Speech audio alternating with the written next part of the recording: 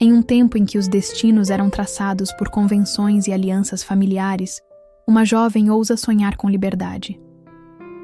Entre as montanhas do interior do Rio de Janeiro, sob o sol dourado que se deita sobre os cafezais, Helena guarda um segredo: o desejo de pintar o mundo com suas próprias cores, e não com aquelas impostas por outros. Mas quando a promessa de um casamento forçado ameaça aprisionar seus dias, Helena precisa decidir: permanecer em silêncio, ou correr o risco de se perder ao buscar sua própria voz. Se você acredita no poder de uma boa história, deixe seu like para apoiar este projeto e se inscreva no canal para não perder os próximos capítulos.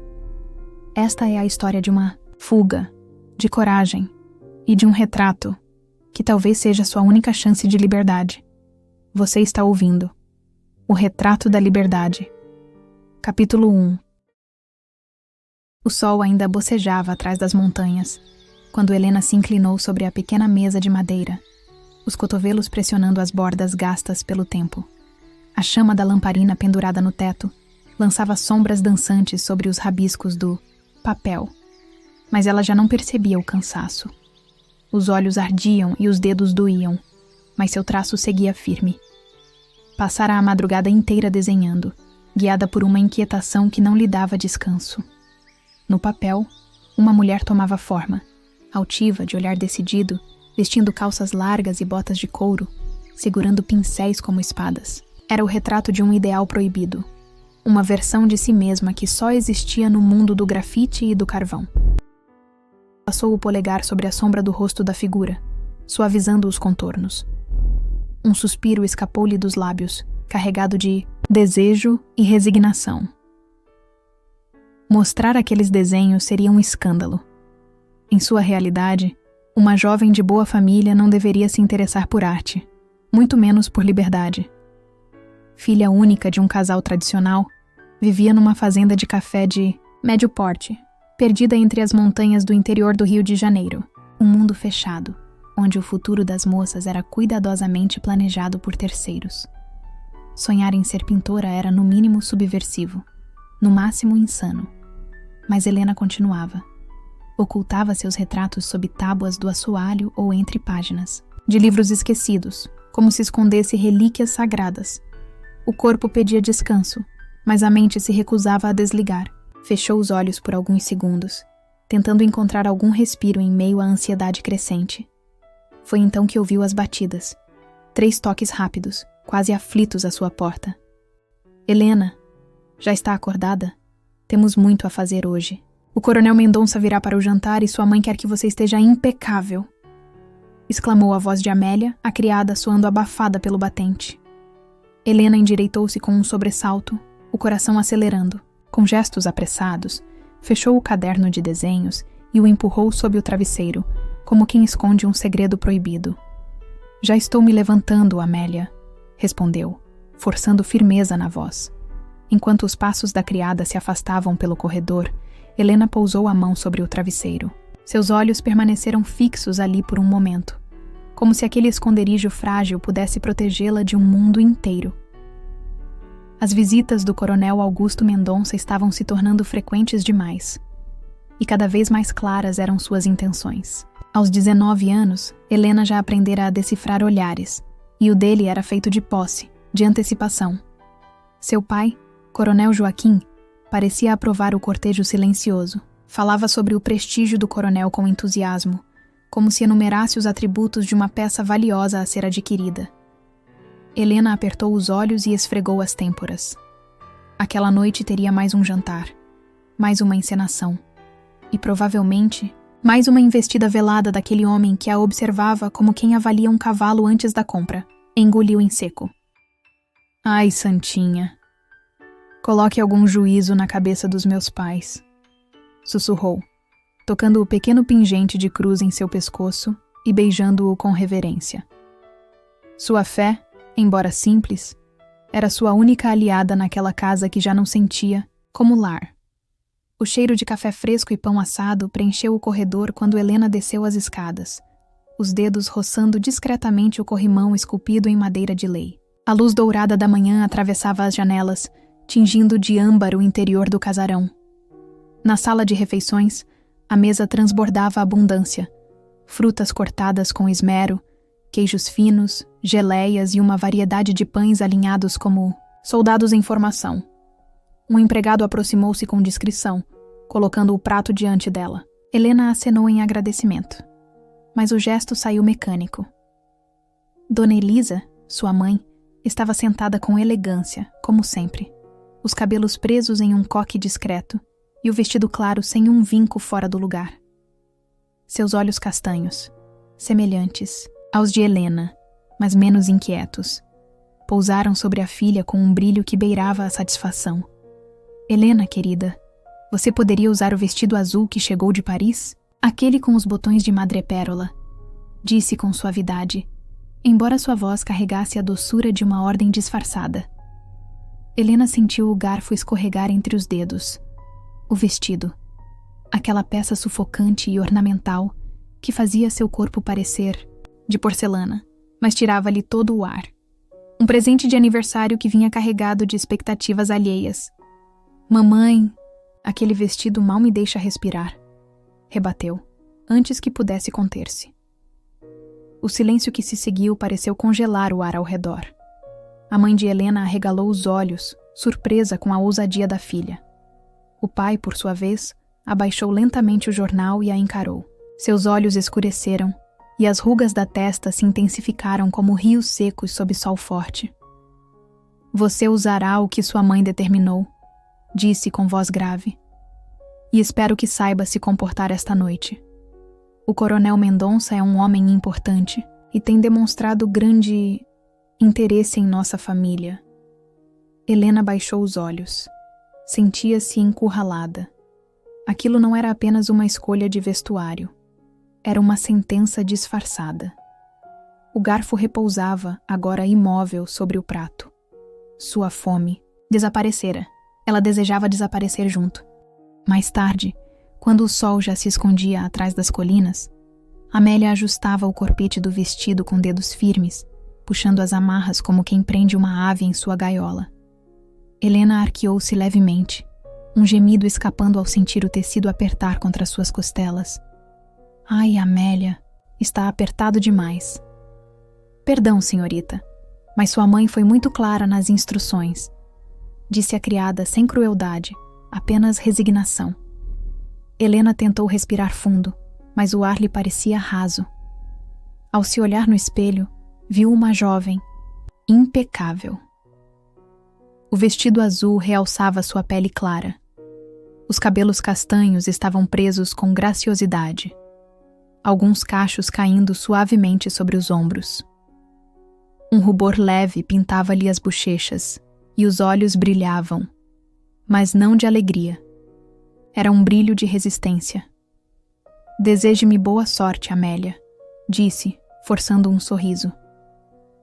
A criada hesitou, confusa, mas assentiu. Com o coração martelando no peito, Helena atravessou o corredor e desceu até o salão de jantar. O coronel Mendonça já estava presente, sentado com a desenvoltura de quem se sente dono do ambiente. Assim que ela entrou, seus olhos a percorreram sem pudor, detendo-se em seu colo, em seu pescoço, em cada centímetro de pele exposta. Um sorriso, discreto e ameaçador, curvou seus lábios. Helena desviou o olhar e apressou o passo, sentando-se ao lado da mãe. Dona Elisa abriu um sorriso radiante ao vê-la. Helena está deslumbrante hoje, disse, orgulhosa. Helena agradeceu, com um aceno quase imperceptível. Manteve os olhos no prato, onde viu seu reflexo distorcido pelo brilho da porcelana. A imagem diante dela era de uma boneca arrumada, enfeitada e à venda. E então, senhorita Helena, disse o coronel com voz untuosa, o que acharia de conhecer a capital? Tenho uma bela residência por lá, vista para o mar. Mobília importada. Ela tentou manter a expressão neutra, mas sentia a repulsa subir pela garganta. Os olhos dele a devoravam, como se a admirasse não pela beleza, mas pelo valor simbólico de sua conquista. Antes que pudesse responder, seu pai interveio. Helena ficaria encantada em conhecer a capital algum dia, Não é mesmo, filha? Helena ergueu os olhos para o pai. O comando em seu olhar era inegociável. Certamente, papai, respondeu com voz mansa, enquanto sob a mesa suas unhas se cravavam nas palmas. O jantar escoou-se como um rio lodoso e lento. Helena mal sentia o gosto da comida. Cada garfada era um ato mecânico, cada sorriso, uma máscara cuidadosamente calculada. Ao redor da mesa, as vozes se cruzavam em conversas mornas, mas o que realmente importava se escondia nas entrelinhas. O coronel Mendonça, com seu bigode aparado e olhar predador, despejava elogios velados e histórias de conquistas pessoais, sempre salpicadas de insinuações. Casamentos vantajosos, terras no sul, conexões políticas. Palavras doces como melado, mas com o peso de correntes. Helena sentia o estômago apertar a cada risada complacente de seus pais, a cada frase que oscilava entre a bajulação e a barganha. Comigo, sua filha teria estabilidade, proteção, futuro, dissera ele a certa altura, como se descrevesse uma doação generosa, não um noivado forçado. Ao final do jantar, quando as louças foram retiradas e o café servido, o coronel ergueu-se, com seu habitual charme ensaiado. Senhorita Helena, permita-me mostrar-lhe algo especial. Minha nova coleção de orquídeas, flores exóticas, trazidas de muito longe. Ela hesitou por um instante, mas o olhar da mãe, gentil e firme como uma parede de pedra, bastou para silenciar qualquer recusa. Claro, coronel, respondeu, com um sorriso que lhe congelava a face. No jardim, o ar noturno estava impregnado com o perfume doce e enjoativo das flores. As orquídeas reluziam sob a luz tênue da lua, penduradas como troféus em vasos de porcelana. Mas Helena não via beleza. Cada pétala parecia uma armadilha disfarçada, uma armadura de seda. São lindas, não acha? Disse ele parando, diante de uma orquídea cor de sangue. Delicadas, mas exóticas. Raras, exigem cuidados e um certo grau de disciplina. Helena apenas assentiu, os braços cruzados sobre o ventre numa tentativa inconsciente de proteger-se. Seus olhos, porém, buscavam a varanda, e lá estava Dona Elisa, observando-os à distância, envolta por sombras e silêncios. Havia algo em sua postura que não era apenas vigilância, mas aprovação. Uma aprovação que cortava mais fundo do que qualquer reprovação.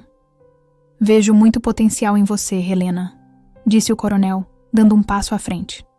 Sua voz era aveludada, mas seus olhos não sorriam. Uma jovem tão formosa não deveria murchar nesse canto do mundo. Comigo, teria liberdade. Joias, viagens, uma vida de verdade. Ela recuou um passo, quase imperceptível. O vestido azul farfalhou ao tocar as folhas baixas do jardim.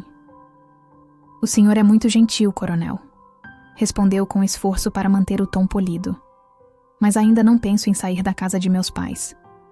Ele riu, baixo, um som que não combinava com a leveza das flores ao redor.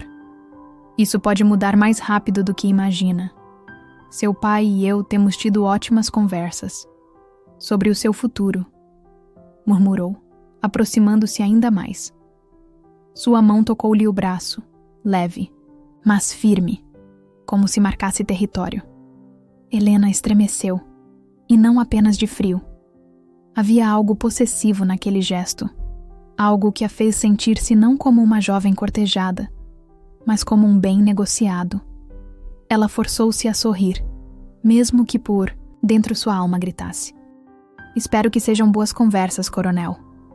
Sempre são, respondeu ele, e então inclinou-se ligeiramente, como quem presta reverência, ou prepara o bote. Um arrepio passou por Helena, e não era por conta do vento frio daquela noite. Helena subiu as escadas do casarão com passos contidos, o som abafado de seus sapatos ecoando como batidas de um coração apressado. Quando enfim fechou a porta de seu quarto, encostou-se nela e soltou o ar que vinha prendendo desde o jardim. O vestido apertava-lhe o peito, mas era a presença do coronel que ainda pesava sobre sua pele, como uma sombra que não se desfazia. Levantou, os olhos para o espelho, A jovem refletida ali estava impecável, como sua mãe sempre desejara, penteado intacto, bochechas levemente rosadas, o vestido azul assombrosamente perfeito. Mas os olhos... os olhos gritavam. Gritavam tudo o que ela não podia dizer em voz alta. Ajoelhou-se junto à cama e puxou, debaixo do travesseiro, o caderno de desenhos. Folheou-o com mãos trêmulas até encontrar o retrato da mulher que havia desenhado naquela manhã, a mulher livre, de calças, pincéis na mão e o olhar firme. Ficou ali, encarando-a, como se buscasse coragem nas linhas que ela própria criara. Uma batida de vento soprou pela janela entreaberta, fazendo as cortinas esvoaçarem como asas. Helena se levantou devagar, fechou o caderno e apertou-o contra o peito. Naquele instante, soube. Não haveria segunda chance. Se esperasse mais um dia, talvez não houvesse mais saída. Ela precisava ir, e precisava ser naquela noite.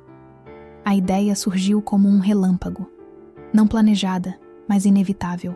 Se alcançasse a trilha que cortava a floresta, poderia chegar à estrada que levava à cidade vizinha. De lá, talvez encontrasse uma condução para a capital. Não tinha muito, mas suas economias, guardadas em segredo desde aniversários e natais passados, poderiam bastar para o começo de uma nova vida. Com o coração disparado, Helena amarrou algumas roupas, um pão embrulhado e seus materiais de desenho numa trouxa improvisada. Vestida apenas com sua combinação de algodão e um chale leve, escorregou pela janela do quarto, agarrando-se aos galhos da velha mangueira que se debruçava sobre a casa como uma guardiã silenciosa. Estava livre, por enquanto. Os galhos arranhavam seus braços, e os pés descalços mal suportavam as pedras e raízes, mas ela não parava. A dor era pequena perto do que deixava para trás. Porém, após minutos, ou horas, era impossível dizer, a floresta começou a parecer a mesma em todas as direções. Helena girava em círculos. As árvores formavam muralhas indistintas, e o breu a engolia. A estrada, seu único plano de fuga, parecia ter se dissolvido no mato fechado. O pânico a invadiu como uma onda gélida. Alguém... A voz saiu sem pensar, um sussurro desesperado. Ajuda. Foi então que a escuridão respondeu. Ora, ora, o que temos aqui?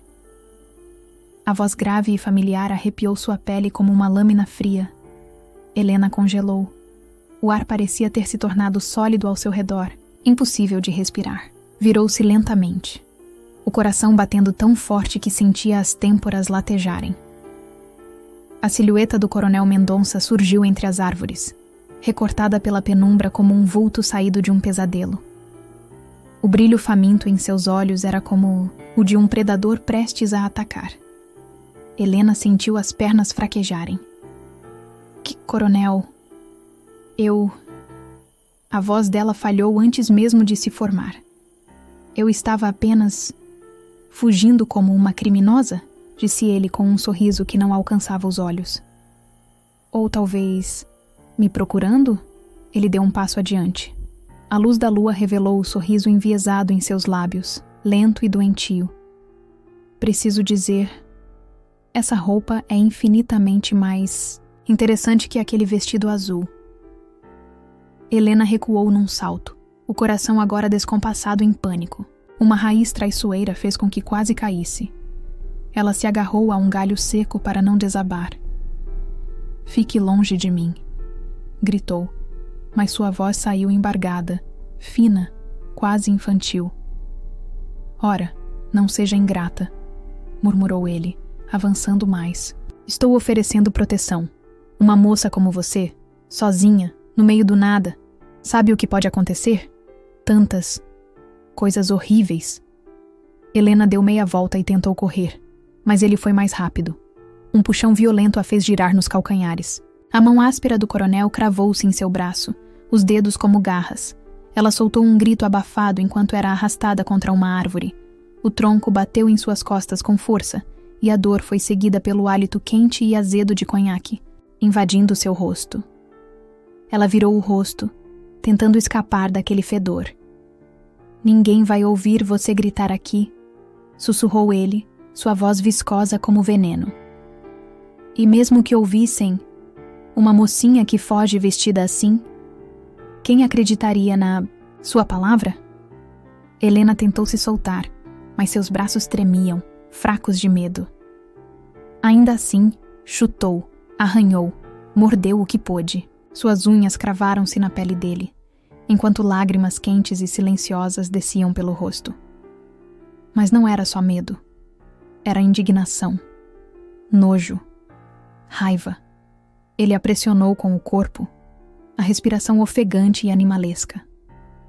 A casca da árvore arranhava, suas costas nuas sob a combinação fina, e a cada centímetro de aproximação, ela sentia como se estivesse se afogando em um pântano sem fundo. "Solte-a, agora." A voz de Miguel Santana rompeu o silêncio como um disparo. O coronel virou-se, ainda com os dedos cravados no braço de Helena. Ali estava ele, imóvel, como uma estátua de ferro fundido à beira de um abismo. A pistola apontada diretamente para o peito do coronel não tremia. Mas eram os olhos que mais falavam, escuros, impenetráveis, cheios de uma fúria contida e desprezo escancarado. "Isso não lhe diz respeito, Santana", rosnou o coronel, apertando mais a pele de Helena, como um último ato de desafio. "Volte para seu posto. Agora. A senhorita Helena está sob minha proteção, por ordem expressa do coronel Almeida", disse Miguel, a voz grave e serena como pedra. "E eu não repito ordens." O silêncio que se seguiu pareceu durar uma eternidade. O coronel hesitou, os olhos avaliando Miguel como um caçador frustrado diante de outro predador maior. Mas Miguel não piscava. Não se movia. Era como se ele tivesse nascido ali, naquela escuridão, apenas para esse momento. Com um gesto brusco, o coronel soltou Helena. Não com gentileza, mas com um empurrão que a fez bater de leve contra a árvore atrás de si. Só queria garantir que ela voltasse sã e salva, disse com um sorriso falso nos lábios. Jovens sonhadoras, tão fáceis de se desviarem do bom caminho. Eu mesmo vou garantir que ela retorne em segurança. Retrucou Miguel, firme, sem abaixar a arma nem 1 milímetro. Sugiro que volte para a fazenda. O coronel Almeida deve estar se perguntando onde foi parar seu distinto convidado. Mendonça lançou a Helena um último olhar, ardente, ameaçador. Um aviso mudo que ficou gravado como brasas nos olhos, da jovem. Então virou-se e desapareceu entre as árvores, seus passos abafados pela vegetação como o rastejar de uma serpente. Miguel permaneceu imóvel por alguns segundos, como se quisesse ter certeza de que o perigo havia, de fato, recuado. Só então baixou a arma e se aproximou com calma. Sem dizer uma palavra, tirou o casaco e o colocou sobre os ombros trêmulos de Helena, cobrindo sua vulnerabilidade com algo mais do que tecido, com segurança. Está ferida, senhorita? Ela balançou a cabeça em silêncio, os olhos ainda cravados no escuro onde o coronel havia sumido. Precisamos sair daqui. Sua mãe está desesperada. Eu não posso voltar, sussurrou Helena, a voz embargada. Não depois disso. Meu pai, ele vai... Miguel hesitou. Então, com um aceno sutil, quase imperceptível, assentiu. Primeiro, vamos sair da mata. Depois, veremos o que é melhor para você. E com uma gentileza que contrastava com a rigidez de sua postura militar, Miguel tomou o cuidado de guiá-la entre as sombras. Manteve distância, mas não largou sua mão quando o terreno se tornava difícil. E a cada passo, a floresta parecia perder parte de sua escuridão. Pela primeira vez em horas, Helena não se sentia mais sozinha. Este foi o primeiro capítulo de O Retrato da Liberdade, uma história sobre arte, resistência e o desejo de romper as amarras de um destino imposto. Se esta história tocou você de alguma forma, deixe seu like. Isso ajuda muito a continuar este projeto. Inscreva-se no canal para acompanhar os próximos capítulos e outras histórias originais narradas com alma. Nos vemos no próximo episódio. Até lá. Continue acreditando no poder das palavras.